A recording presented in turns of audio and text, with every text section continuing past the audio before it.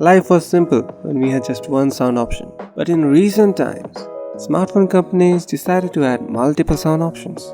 It was supposed to be harmless until they forgot to add one feature where the phone automatically reduces the sound of notification and alarms.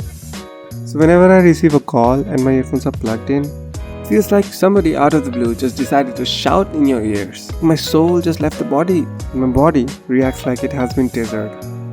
We are going to solve this issue at hand in 5 steps. Install MacroDroid app and open it. After opening, tap on Add Macro. Name it Decrease Volume. Tap on Triggers and then select Connectivity. From the drop-down menu, select Headphone, insert it/remove. Select Headphone inserted. Tap on OK. Tap on OK. Then tap on Actions. Swipe down till Volume. Select Volume Change. Give permission. Select Volume Change. Select Notification, Alarm, Ringer and slide all the selected slider to 60. Tap on OK. Tap on Save. And we're done. But the sounds you just set at 60% will remain at 60% even if you unplug your earphones.